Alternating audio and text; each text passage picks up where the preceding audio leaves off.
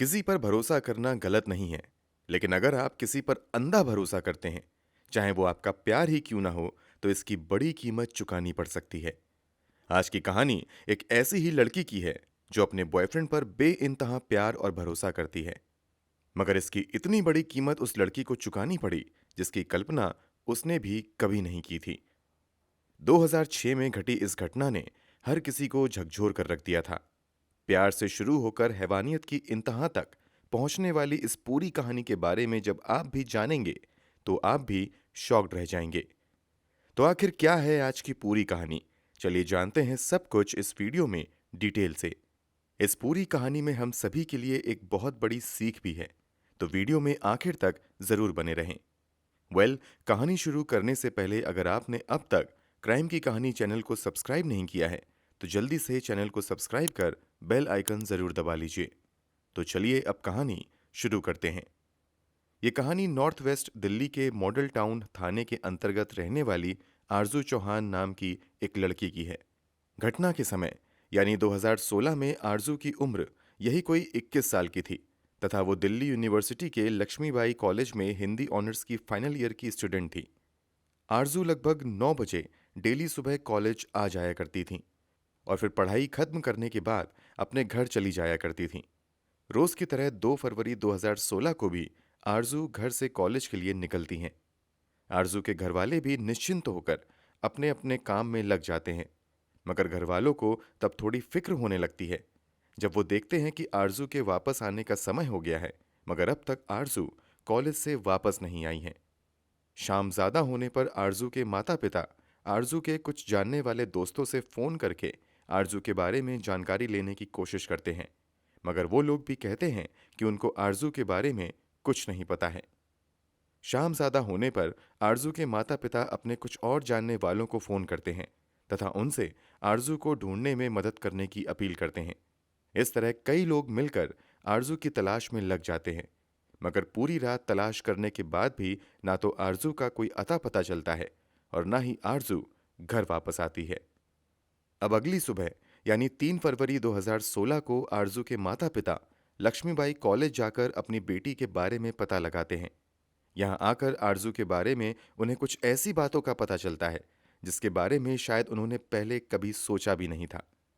आरजू के दोस्तों तथा कॉलेज रिकॉर्ड से पता चलता है कि आरजू रोज कॉलेज तो आती थी, मगर वो सिर्फ 9 बजे से 10 बजे के बीच एक क्लास करके कॉलेज से बाहर निकल जाती थी। फिर वो 1 से 2 बजे के बीच होने वाली एक क्लास के लिए ही कॉलेज वापस आती थी।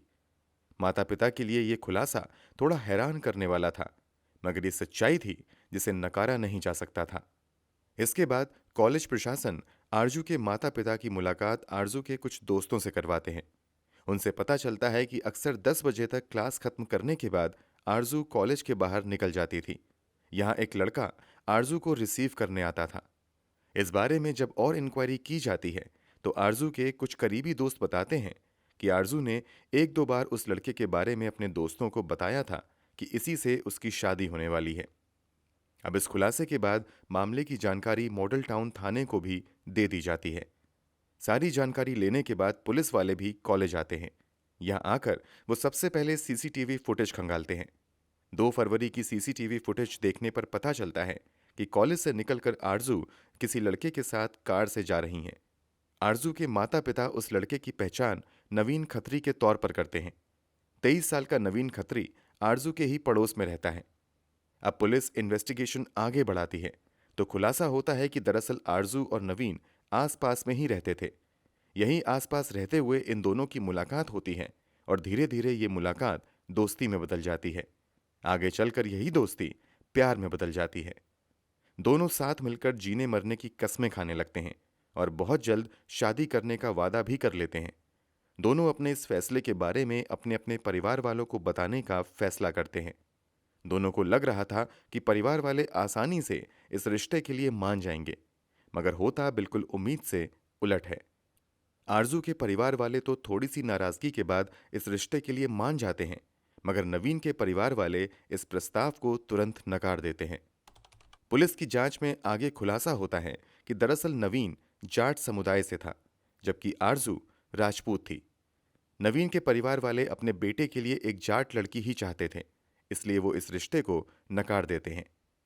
नवीन के परिवार वाले ना सिर्फ इस रिश्ते के लिए मना करते हैं, बल्कि वो नवीन को सख्त हिदायत देते हैं कि वो आज के बाद आरजू से मुलाकात भी नहीं करेगा। नवीन परिवार वालों की बात मान लेता है और आरजू से बातचीत तथा मिलना जुलना बंद कर देता है। मगर ऐसा लंबे समय तक नहीं चल पाता है तथा परिवार वालों की नजरों से छिपकर दोनों मिलना जुलना जारी रखते हैं। इधर इन दोनों के बीच मुलाकातों का दौर चलता रहता है। उधर नवीन के परिवार वाले अपने बेटे के लिए एक दूसरी लड़की की तलाश में लग जाते हैं। कुछ समय की मेहनत के बाद अपनी पसंद की एक लड़की से नवीन का रिश्ता तय कर देते हैं।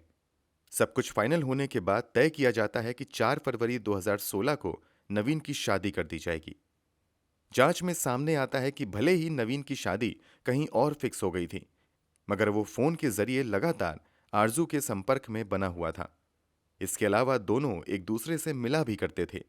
इसलिए पुलिस वाले नवीन को ही सस्पेक्ट मानते हुए उसकी तलाश में लग जाते हैं। पुलिस की एक टीम जल्द ही मोबाइल फोन के जरिए नवीन को ट्रेस करने की कोशिश करती है, मगर नवीन का मोबाइल स्विच ऑफ आता है। उसकी आखिरी लोकेशन उसके घर पर ही दिखती है।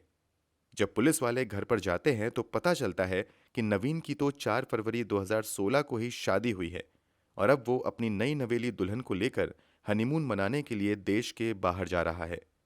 पुलिस वाले तुरंत पता लगाते हुए एयरपोर्ट पहुंच जाते हैं और एयरपोर्ट पर ही नवीन को नई दुल्हन के साथ अपनी हिरासत में ले लेते हैं। यहां से नवीन को थाने लाया जाता है और आरजू के संबंध में उससे पूछताछ शुरू होती है।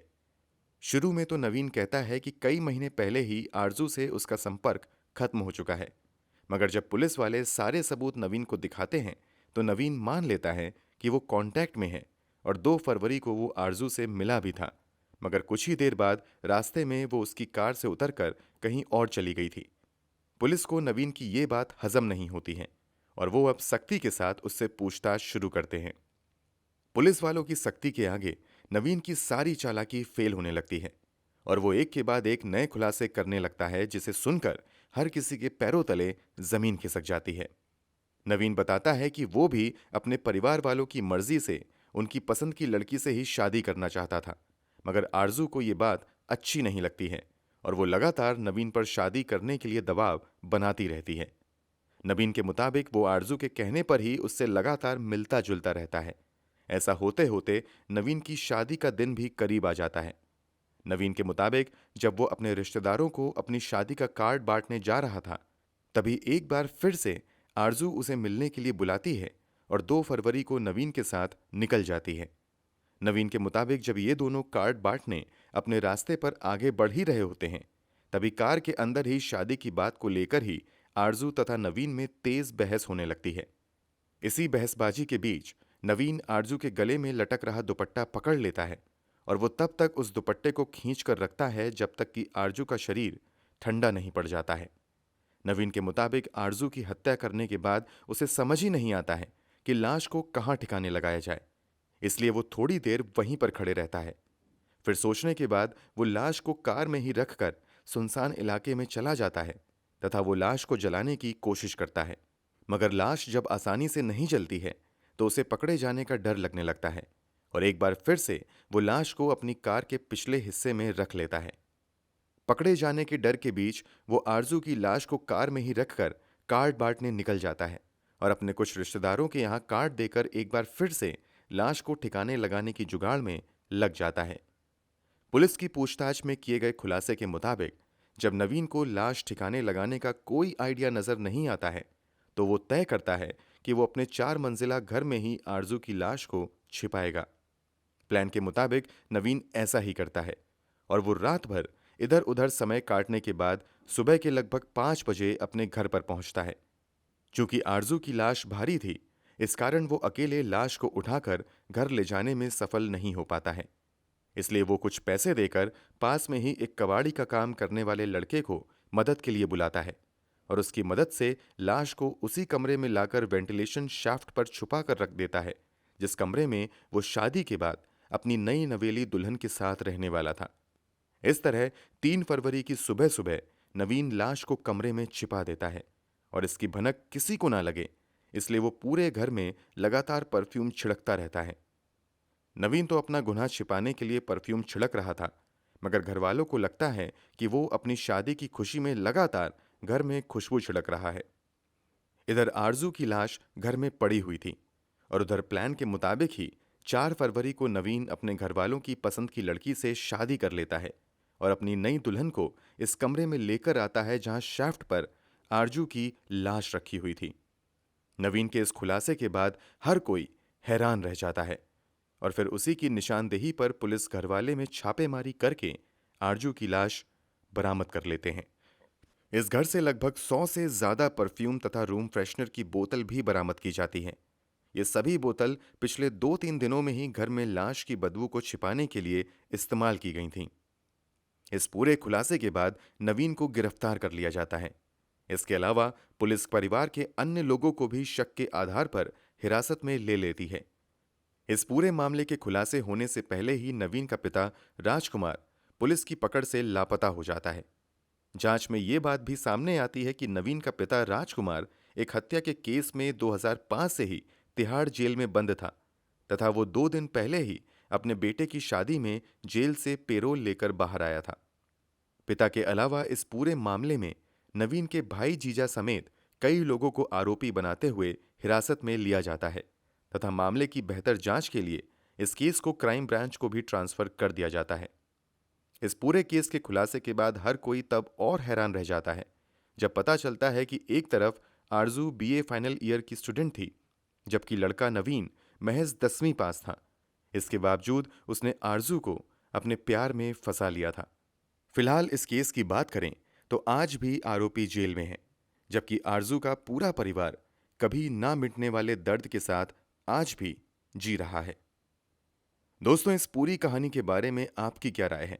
कमेंट बॉक्स में जरूर बताएं। अगर आपको हमारी मेहनत पसंद आई हो तो इस वीडियो को लाइक करते हुए शेयर भी जरूर करें। अगर आपने अब तक क्राइम की कहानी चैनल को सब्सक्राइब नहीं किया है तो जाने से पहले चैनल को जरूर सब्सक्राइब कर लें। लेटेस्ट वीडियो की जानकारी के लिए बेल आइकन दबाना ना भूलें। क्राइम की दुनिया से जुड़ी ऐसी ही कहानियों के लिए हमारे साथ लगातार जुड़े रहें। धन्यवाद।